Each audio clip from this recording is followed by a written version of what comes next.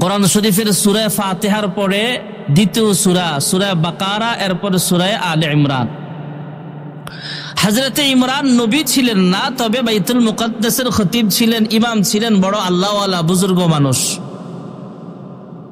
আর ইমরান আলাইহিস সালাম যখন অবসরে গেলেন, তখন রানিং বর্তমান ইমাম ছিলেন হযরতে জাকারিয়া আলাইহিস সালাম।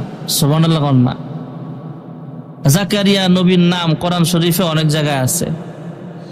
আর যেই সমস্ত সূরাগুলোতে হযরতে মারিয়ামের আলোচনা আসছে, সূরা কাসাস, সূরাতুল মারিয়াম, সূরা আলে ইমরান, প্রত্যেকটা সূরাই মারিয়ামের আলোচনার আগে জাকারিয়া নবীর আলোচনা আল্লাহ কোরআনে এনেছেন।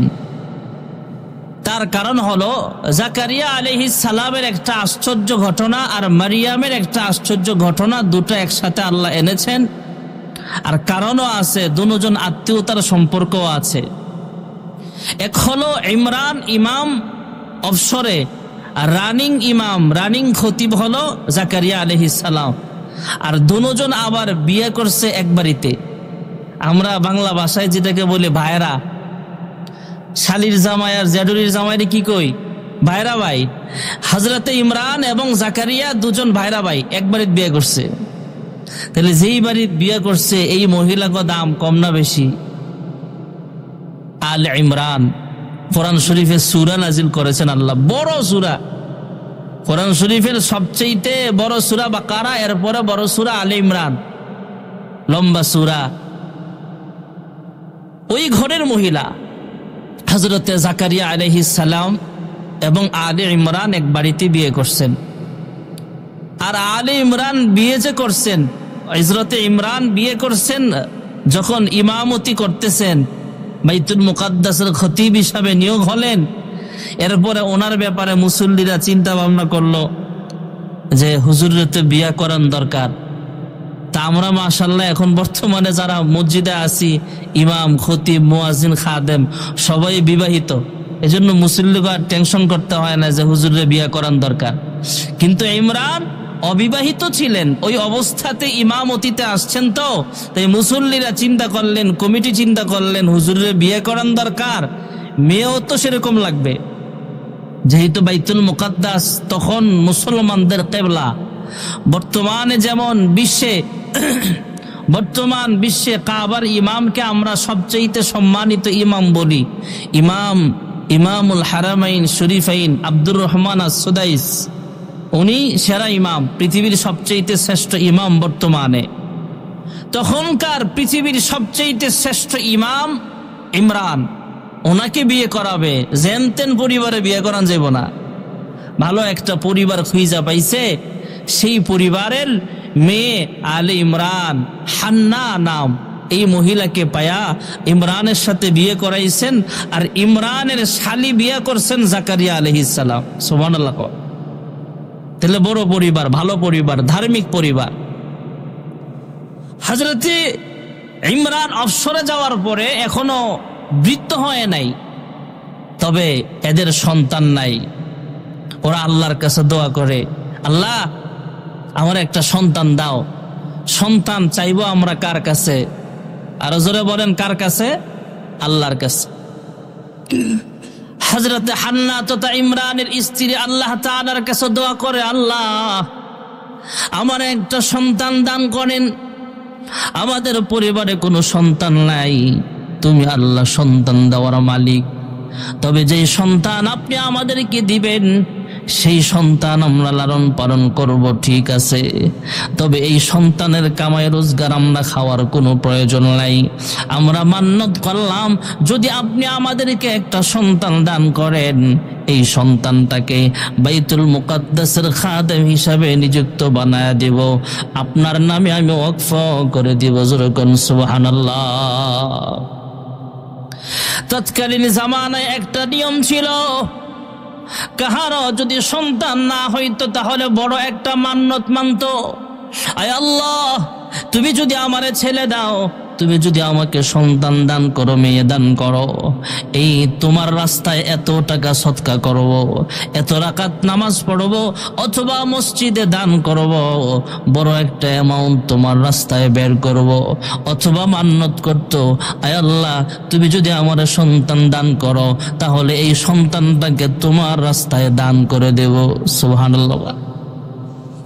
হযরত ইমরানের স্ত্রী আলে ইমরান হান্না সম্পর্কে ঈসা আলাইহিস সালামের নানি, আর ইমরান হলেন ঈসা আলাইহিস সালামের বলেন নানা। ঈসা আলাইহিস সালামের নানার নাম ইমরান।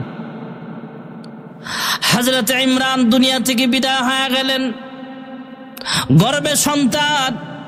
হান্না তো মান্নত করেছেন, তত মারিয়ামের মা মান্নত করেছেন, যদি তুমি সন্তান দাও তাহলে বাইতুল মুকাদ্দাসের খাদেম বানায়া দেব। এই সন্তানের কামাই রোজগার আমরা খাওয়ার কোনো প্রয়োজন নাই। আল্লাহ সন্তান দিয়েছেন, তবে সন্তান জন্মগ্রহণ করার আগেই, পৃথিবীর জমিনে সন্তান আসার আগে ইমরান দুনিয়া থেকে বিদায় হয়ে গেল। ভাইয়ারা আমার, বন্ধুরা, আবার হযরতে মারিয়াম যখন জন্ম হলো, মারিয়ামের মা ডাক দিয়া কয়, ওয়াজাতুহা উনসা, আয় আল্লাহ আমি তো মেয়ে সন্তান জন্ম হয়েছে আমার, ভেবেছিলাম যদি ছেলে সন্তান জন্ম লাভ হয় তাহলে বাইতুল মুকাদ্দাসের খাদেম বানায়া দেব। আমার মান্নত করা ঠিক আছে, নিয়ত ঠিক আছে, খালেস নিয়তে আমি মান্নত মেনেছিলাম, তবে এখন তো মেয়ে হয়েছে, আমি কিভাবে তাকে খাদেম বানাবো? তিনি নার্ভাস হয়ে গেলেন, পেরেশান হয়ে গেলেন। আল্লাহ রাব্বুল আলামিন গায়বী আওয়াজ দিয়া জানায়া দিলেন, লাইসা যাকারু কাল উনসা। পৃথিবীর অনেক মহিলা এমন আছে যারা লক্ষ লক্ষ পুরুষের চাইতেও আরো শ্রেষ্ঠ। হে হান্না, হে আলে ইমরান, তুমি মন খারাপ কইরো না, পেরেশান হয় না। তোমাকে আমি আল্লাহ কন্যা সন্তান দান করলাম, এটাকে আমি আল্লাহ কোটি কোটি কোটি কোটি পুরুষের চাইতে আমি আল্লাহ তোমার কন্যাকে আমি আল্লাহ দামি বানায় দিব। আমি আল্লাহ এই সন্তান, এই মেয়ে সন্তান ঠিক আছে, মন খারাপ করো না, যা কিভাবে এরে মসজিদের খাদেম বানাইবা দেখো আমি আল্লাহ কি করি। জোরে কোন সুবহানাল্লাহ। লাইসা যাকারু কাল উনসা। আমরা অনেকে ভাইরা আমার ভাবতে পারি যে হুজুর আলে ইমরান এভাবে দোয়া করছেন যে আল্লাহ আপনি ছেলে দেন, ভাবছিল ছেলে হইলে খাদেম বানাইবো, এখন মেয়ে হইছে, এখন কি করবে? এখন কি করবে? আল্লাহ তারা সান্ত্বনাও দিয়ে দিছে, তুমি এটা নিয়ে ভাইবো না, আমি আল্লাহ কি করি দেখো। যেরকম সুবহানাল্লাহ। আলে ইমরান হান্না ঈসা আলাইহিস সালামের নানিও দুনিয়া থেকে বিদায় হয়ে গেছে, বেশি দিন বাঁচে নাই, উনিও মারা গেছে। এখন হযরতে জাকারিয়া আলাইহিস সালাম তিনি চিন্তা করলেন, আমি বর্তমান মসজিদের খতিব, আগের ইমাম, আগের খতিব তো আমার ভাইরা ভাই, আর আমার জেরুরির মেয়ে হলো মারিয়াম, আমি চাই তাকে লালন পালন করতে। অন্যান্য মানুষও আইসা বলে আমি তাকে লালন পালন করব, ভালো মানুষ, ভালো মহিলা, আর এর ব্যাপারে অলৌকিক অনেক ঘটনাও আছে। আর হযরতে মারিয়াম ছিল তৎকালীন জামানায় সবচেয়ে সেরা একজন সুন্দরী মহিলা। সুবহানাল্লাহ। দায়িত্ব আমি নেব। অনেকের ছেলে মেয়ে হয় না, তারা তো আরো পাগল, যত টাকা লাগে আমি নেব, এই মেয়েটাকে লালন পালন করে বিবাহ শাদীর দায়িত্ব দেওয়ার দায়িত্ব আমার। কিন্তু মহান আল্লাহ রাব্বুল আলামিন এইভাবে কাউকে দায়িত্ব অর্পণ করলেন না। মহান আল্লাহ রাব্বুল আলামিন এলকা করলেন জাকারিয়া আলাইহিস সালামকে, ওহী নাজিল করলেন, হে জাকারিয়া, পুকুরের মধ্যে বা সাগরের মধ্যে, নদীর মধ্যে স্রোত আছে, স্রোতের মধ্যে তোমরা কলম নিক্ষেপ করো, যার কলমটা স্থির থাকবে এই তার কাছে মারিয়ামের দায়িত্ব দেওয়া হবে। আর যাদের কলমগুলো স্রোতে ভেসে নিয়ে যাবে তারা দায়িত্ব পাবে না। যার কলমটা স্রোতের উল্টা দিকে চলবে তথা দাঁড়ায় থাকবে, স্রোতে ভাষা বসায় না নিতে পারবে তার কাছে দায়িত্ব অর্পণ করা হবে। সবাই কলম নিক্ষেপ করলো, জাকারিয়া আলাইহিস সালাম কলম নিক্ষেপ করলো। সকলের কলমগুলো স্রোতে ভাসায় ভাসায় নিয়ে যায়, কিন্তু জাকারিয়া নবীর কলমটা স্রোতের উল্টা দিকে চলে তথা স্থির হয়ে দাঁড়ায় আছে। যেরকম সুবহানাল্লাহ। তাহলে লটারির মাধ্যমে ফয়সালা হলো, মারিয়ামের দায়িত্ব গ্রহণ করেছেন জাকারিয়া নবী। সুবহানাল্লাহ। বুঝে থাকলে বলেন জাকারিয়া নবী কোন মসজিদের ইমাম? সবাই বলেন। আর মারিয়ামের বাবা আগের ইমাম, উনি মারা গেছে, সাবেক ইমাম, সাবেক খতিব। মারিয়ামের বাবার নাম ইমরান, মারিয়ামের বাবার নাম ইমরান। আর আলে ইমরান হলো স্ত্রী, ইমরানের স্ত্রী আলে ইমরান। হান্না নাম হলো হান্না। হযরতে মারিয়াম, হযরতে জাকারিয়া আলাইহিস সালাম একটা ঘর বানালেন, আলাদা কামরা বানালেন। বাইতুল মুকাদ্দাসের পাশে সব মুসল্লিরা চলে গেলে রাত্রেবেলা মসজিদের খেদমত করে মারিয়াম। মসজিদ পরিষ্কার করে অসুবিধা নাই, কিন্তু মুসল্লিরা যখন আসে তিনি তেন কামরায় চলিয়া যায়। হযরতে জাকারিয়া আলাইহিস সালাম, হযরতে জাকারিয়া বাহির দিয়া তালা দিয়া বাড়িতে চলে যায়। মারিয়ামের হেফাজত মহান আল্লাহ তাআলাই করেন, কোনো অসুবিধা হয় না। সতীত্বের হেফাজত, খাবার দাবারের ব্যবস্থা, অক্সিজেনের ব্যবস্থা সব আল্লাহর পক্ষ থেকে গায়বীভাবে হতে থাকে। একটা রুম বানিয়েছে, যেই রুমের ভেন্টিলেটর নাই, যেই রুমের এসি নাই, যেই রুমের তৎকালীন জামানায় কারেন্টের ব্যবস্থা ছিল না, ফ্যানের ব্যবস্থা নাই, জানালার ব্যবস্থা নাই, একটাই দরজা আছে রুমের, ওই দরজার তালা লাগায় হযরতে জাকারিয়া চইলা যায়। আবার যখন প্রয়োজন হয় তখন ভিতরে ঢুইকা খাবারের ব্যবস্থা করে। হযরতে জাকারিয়া আলাইহিস সালাম তালা খুললেন, চাবি দিয়া তালা খুইলা রুমের ভিতরে ঢুইকা দেখে মারিয়ামের সামনে জান্নাতি খাবার, জান্নাতি ফল, আনসিজন তথা এই সিজনে যেই ফল পাওয়া যায় না সেই ফলগুলো মারিয়ামের সামনে উপস্থিত আছে। সুবহানাল্লাহ। আন্না লাকি হাযা, জাকারিয়া আলাইহিস সালাম জিজ্ঞেস করতেছেন, হ্যাঁ মারিয়াম তোমার সামনে এইগুলা কি? এই সিজনে আম পাওয়া যায় না, তোমার সামনে আম কোত্থেকে আসলো? এই সিজনে জাম পাওয়া যায় না, তোমার সামনে জাম কেমনে আসলো? এই সিজনে আঙ্গুর পাওয়া যায় না বাজারে, তোমার সামনে আঙ্গুর কিভাবে আসলো? হযরতে মারিয়াম জবাব দিলেন, মিন ইনদিল্লাহ, সব খাবারগুলো আল্লাহর পক্ষ থেকে। যেরকম সুবহানাল্লাহ। কার পক্ষ থেকে? ইন্নাল্লাযীনা ক্বালু রাব্বুনাল্লাহু সুম্মা ইসতাকামু তাতানাজ্জালু আলাইহিমুল মালাঈকাতু আল্লা তাখাফু ওয়া লা তাহজানু ওয়া আবশিরু বিল জান্নাহ وأبشروا بالجنة التي كنتم توعدون।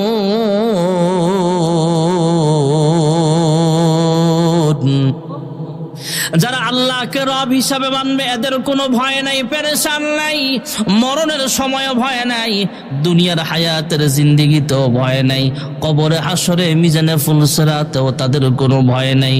মারিয়াম ডাক দিয়া কয়, হ্যাঁ খালুজান, হে আল্লাহর পয়গম্বর, আমার সামনে যে খাবার দেখতেছেন, ফল ফুরুট দেখতেছেন, মহান আল্লাহ তাআলার পক্ষ থেকে ব্যবস্থা করা হয়েছে। হযরতে জাকারিয়া আলাইহিস সালাম সেখান থেকে বের হলেন, বের হয়ে বাড়ির দিকে যায় আর আসমানের দিকে তাকায় কয়, আল্লাহ আনসিজনে যেহেতু ফল দিতে পারলা, আমি বৃদ্ধ হয়ে গেলাম, আমি জাকারিয়া বুড়া হয়ে গেলাম, আমার চুল দাড়িগুলো পাকা, আমার চুলগুলো সাদা হয়ে গেছে, দাড়িগুলো সাদা হয়ে গেছে, চামড়া ঢিলা হয়ে গেছে, আমার বউ আর আমার এই দুইজনের সংসারে কোনো সন্তান নাই। আয় আল্লাহ, তুমি হলা ওই আল্লাহ যে আল্লাহ আনসিজনে ফল দিতে পারো, এই বৃদ্ধ বয়স আমাদেরকে তুমি একটা সন্তান দিতে পারো। আর জোরে যে আল্লাহ আনসিজনে ফল দিতে পারে সে আল্লাহ বুড়া বয়স সন্তান দিতে পারে। হযরত জাকারিয়া নবী দোয়া করলেন, আল্লাহ তুমি আল্লাহ মারিয়ামকে আনসিজনে ফল দিলা, এই সিজনে যেই ফল নাই সেই ফলের ব্যবস্থা করলা, আর আমি জাকারিয়া বুড়া বয়সে তোমার কাছে সন্তান চাই, আমার কোনো সন্তান নাই।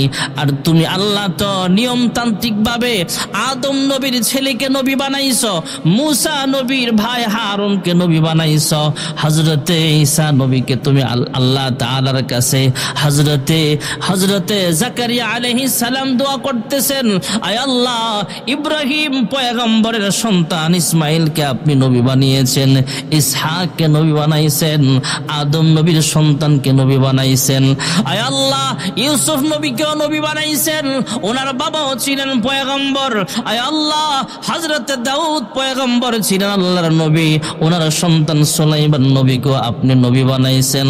আমার কোনো ছেলে নাই, যদি আপনি আমাকে একটা ছেলে দান করতেন আর তাকে যদি নবুয়তি দান করতেন, আয় আল্লাহ আপনার কাছে দোয়া করি মারিয়ামকে যেমন সৃজন ছাড়া ফলের ব্যবস্থা করেছেন, আমারও সন্তান হওয়ার সৃজন নাই, আমার বউটাও বৃদ্ধ হয়ে গেছে, আমিও বৃদ্ধ হয়ে গেছি, এই আনসিজনে আপনি আমাদেরকে একটা নেককার সন্তান দান করেন। সুবহানাল্লাহ। আল্লাহ তাআলা সুসংবাদ দিয়ে দিলেন, হে জাকারিয়া তোমারে আমি আল্লাহ সন্তান দিলাম, এবং সেই সন্তানের নাম পৃথিবীর এর আগ পর্যন্ত আদম থেকে নিয়ে তুমি পর্যন্ত কোনো মানুষের নাম এটা ছিল না, এর কোনো এই নামের আর কোনো মানুষ পৃথিবীতে ছিল না, এমন একটা নাম আমি আল্লাহ দিলাম, তার নাম হবে ইয়াহইয়া। সুবহানাল্লাহ।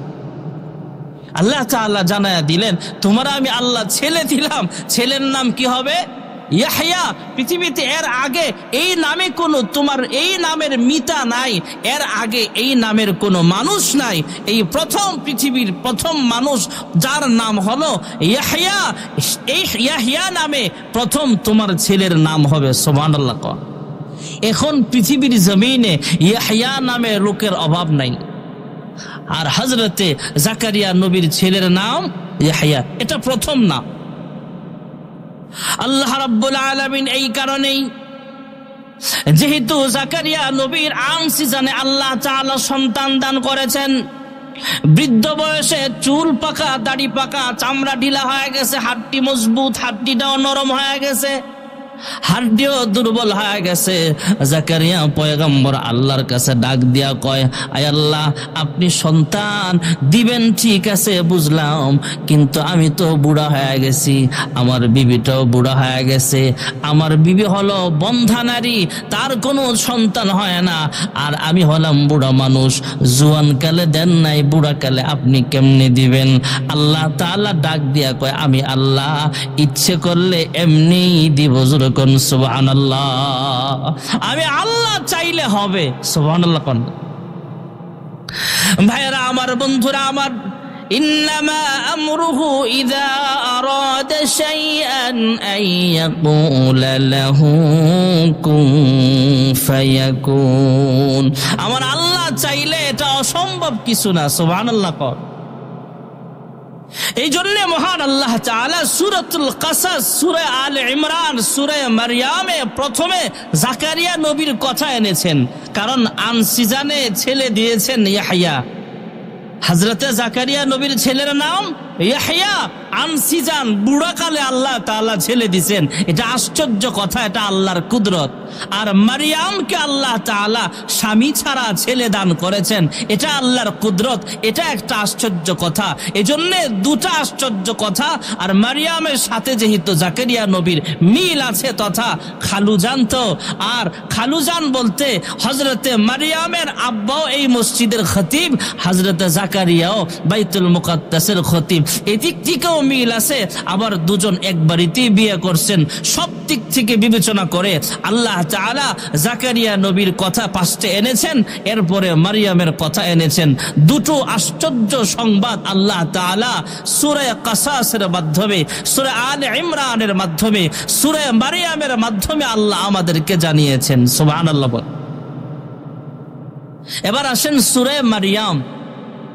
আমাদের কোরআনুল কারীমে 114টা সূরার ভিতরে প্রত্যেকটা সূরার নামকরণ করার কারণ আছে, যেটাকে আরবিতে বলা হয় ওয়াজহে তাসমিয়া, নামকরণ করার কারণ। সূরা মারিয়ামে যেহেতু মারিয়ামের আলোচনা আছে, তাই সূরার নাম সূরা মারিয়াম। সূরা মারিয়ামে আল্লাহ তাআলা মারিয়াম আলাইহিস সালামের ঘটনা এনেছেন, হযরত জাকারিয়া নবীর ঘটনা এনেছেন।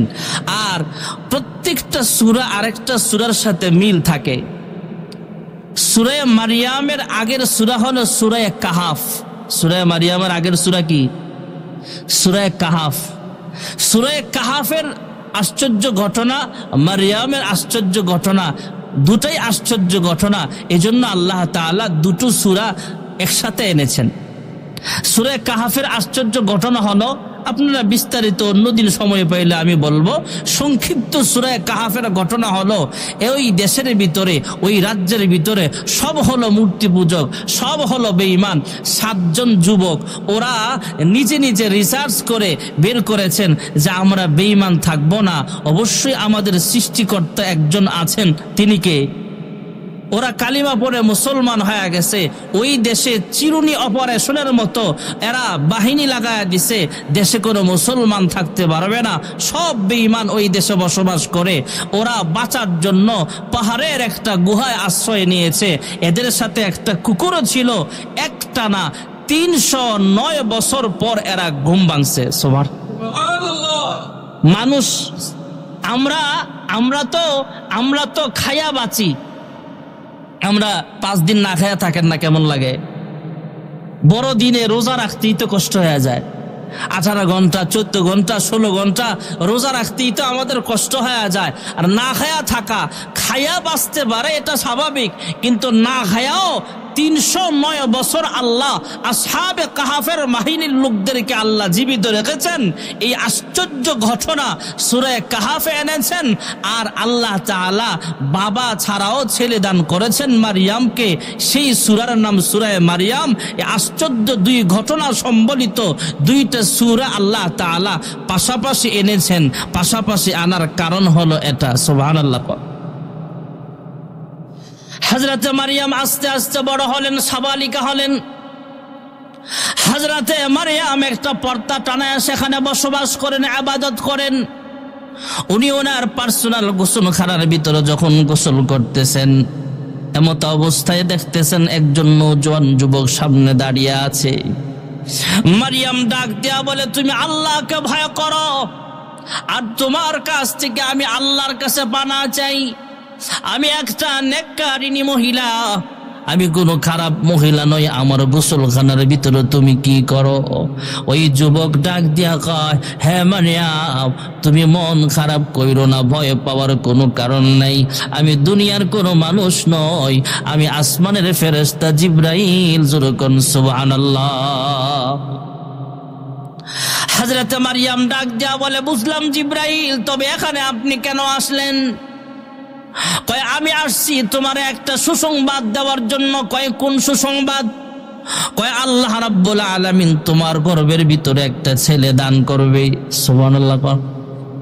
মারিয়াম ডাক দেয়া কয়, হ্যাঁ জিবরাইল, আমাকে কোনো স্বামী আমার নাই দুনিয়ার জমিনে, আমি কারো কাছে বিবাহ বন্ধনে আবদ্ধ হই নাই, আমার কোনো স্বামী নাই।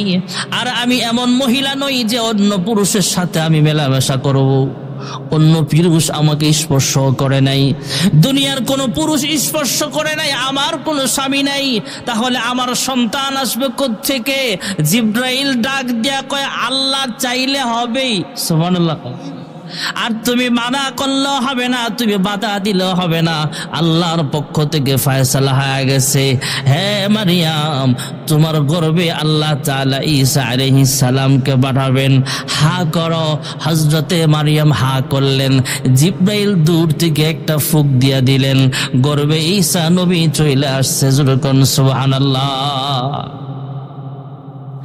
হযরত ঈসা আলাইহিস সালামকে দিয়ে আল্লাহ তাআলা একটা কুদরত জানায়া দিলেন, আমি আল্লাহ তাআলা পুরুষ ছাড়াও, স্বামী ছাড়াও, বাবা ছাড়াও সন্তান দান করলাম, এর নাম হলো ঈসা। যেরকম সুবহানাল্লাহ।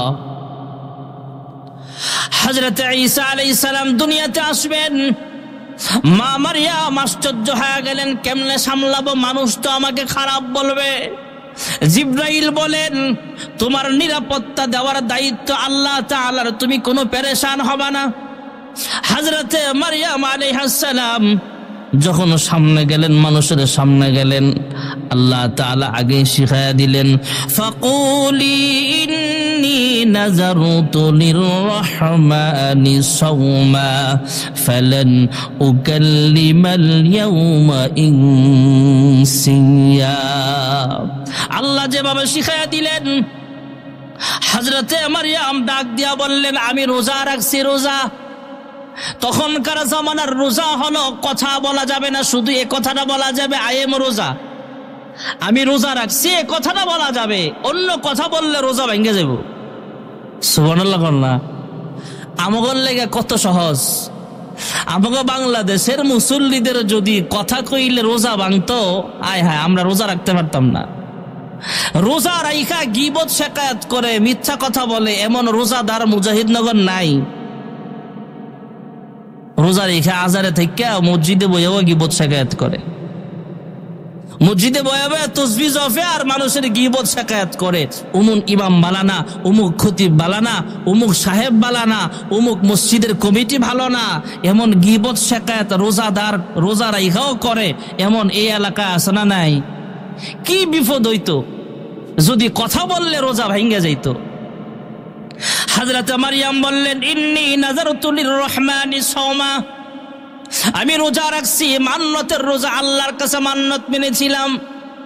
তোমরা আমাকে অপবাদ দিও না, আমার সাথে কথা বইলো না। এবার মানুষ ডাক দিয়া বলে, ইয়া উখতা হারুন মা কানা আবুকি ইমরাআ সাউইন ওয়া মা কানাত উম্মুকি বাগিয়া। ইয়া উখতা হারুন, হে হারুনের বোন। এখানে ঐতিহাসিকগণ লিখেছেন, হয়তো হযরতে মারইয়ামের হয়তো এক ভাই, আপন ভাই না হোক, চাচাতো ভাই বা মামাতো ভাই, একজন ভালো বুজুর্গ মানুষ এমন ছিল ভাই সম্পর্কে, তবে সে ছিল হারুন নামে নাম। হয়তো সেভাবে সম্বোধন করেছেন, আরে তোমার চাচাতো ভাই, খালাতো ভাই তো সেও তো ভালো মানুষ ছিল, তোমার আব্বা ইমরান তো ভালো মানুষ, তোমার মা হান্না তো ভালো মানুষ। অথবা ইয়া উখতা হারুন দ্বারা লিখেছেন, হয়তো হযরত হারুন আলাইহিস সালামের বংশের মহিলা ছিলেন উনি। সুবহানাল্লাহ বলেন। যেইভাবে হোক, ওনার ভাই হারুন হোক, ওনার আত্মীয়র ভিতরে হয়তো কোনো ভাইয়ের নাম হারুন ছিল, অথবা হারুন নবীর কথা বলেছেন। ইয়া উখতা হারুন, হে হারুনের বোন, তোমার ভাই তো ভালো মানুষ, তোমার আব্বা ইমরান ভালো মানুষ, তোমার মা হান্না ভালো মানুষ, কিন্তু তুমি বিবাহ ছাড়া সন্তান পাইলা কিভাবে? ফাআশারাত ইলাইহি, হযরতে মা মারইয়াম ইশারা দিলেন, আমার সাথে কথা বলার দরকার নাই, আমি রোজা রাখছি, যা বলবার এই কোলের শিশু বাচ্চার সাথে বলো। জোরে বলুন সুবহানাল্লাহ। قالوا كيف نكلم من كان في المهد صبيا। লোকজন আরো খেইপে গেল, আরো আশ্চর্য হলো, হে মারইয়াম, তুমি রোজা রাখছো ভালো কথা, আর তুমি বলতেছো তোমার কোলের শিশু বাচ্চার সাথে আমরা কথা বলতাম। ঐতিহাসিকগণ লিখেন, এই ঈসা রূহুল্লাহ কোলের শিশু বাচ্চাটা হয়তো 2.5 দিনের বাচ্চা ছিল, কেউ লিখছে 4 দিনের শিশু বাচ্চা, আবার কেউ লিখেছেন 40 দিনের শিশু বাচ্চা। 2.5 দিনের বলেন, 4 দিনের বলেন, আর 40 দিনের বলেন। কোলের শিশু, দুধের বাচ্চা স্বাভাবিকভাবে কথা বলতে পারে না, উনি কোলের মধ্যে চুপ করে বসা আছেন। হযরতে মা মারইয়াম ইশারা দিয়া বললেন, ফাআশারাত ইলাই, ইশারা দিলেন, তোমরা কথা বলতে চাইলে কোলের শিশুর সাথে কথা বলো। এবার লোকজন ডাক দিয়া বলে, এটা তো শিশু বাচ্চা, কোলের শিশু, দুধের বাচ্চা, কিভাবে আমাদের সাথে কথা বলবে? এতক্ষণ চুপ ছিলেন, যখন লোকজন ডাক দিয়া কয় কোলের শিশু বাচ্চা কেমনে কথা বলবে, এবার আঙ্গুল লড়ায়া লড়ায়া শিশু বাচ্চার জবান আল্লাহ খুলে দিলেন। তিনি ডাক দিয়া বলে, ক্বালা ইন্নী আবদুল্লাহ আতানিয়াল কিতাবা ওয়া জাআলানি নাবিয়্যা। সুবহানাল্লাহ বল। وجعلني مباركا أينما كنت وأوصاني بالصلاة والزكاة ما دمت حيا وبرا بوالدتي ولم يجعلني جبارا شقيا। কোলের শিশু বাচ্চা কথা বলে কলা ইন্নী আবুদুল্লাহ, আমি আল্লাহর বান্দা। সুবহানাল্লাহ বলেন। আমরা কার বান্দা? আরো আসছে কোন আমরা কার গোলাম? আমরা আল্লাহর গোলাম। হযরত ঈসা মাসিহ ঈসা আলাইহিস সালাম জবাব দিলেন, ইন্নী আবদুল্লাহ আতানিয়াল কিতাবা ওয়া জাআলানি নাবিয়্যা। তোমরা আমাকে শিশু ভাইবো না, আমি শিশু বাচ্চা হতে পারি, তবে আল্লাহ রাব্বুল আলামিনের একজন গোলাম। আল্লাহ তাআলা আমাকে নবুয়তি দান করেছেন। জাকারিয়া নবী যেমন নবী হয়েছিলেন, ইউসুফ পয়গম্বর যেমন নবী ছিলেন, আদম পয়গম্বর যেমন নবী ছিলেন, হারুন পয়গম্বর যেমন নবী ছিলেন। ইন্নী আবদুল্লাহ আতানিয়াল কিতাব ওয়া জাআলানি নাবিয়্যা। আল্লাহ তাআলা আমাকে নবুয়তি প্রদান করেছেন, নবী বানিয়েছেন।